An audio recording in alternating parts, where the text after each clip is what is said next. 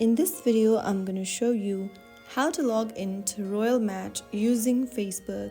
To log into Royal Match with Facebook, first of all, open up the Royal Match application on your device, and once you end up in the home screen, tap on the gear icon at the top right corner.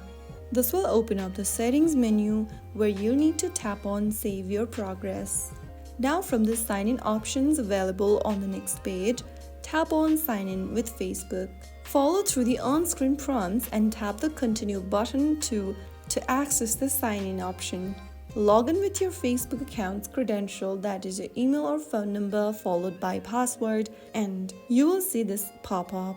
Click on Open, and once logged in, tap on Continue. Soon after you do that, you will be able to sign in to Royal Match with Facebook.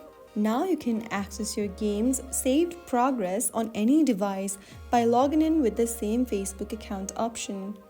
If you found the video helpful, don't forget to like, share and subscribe to the channel for more Royal Match tutorials.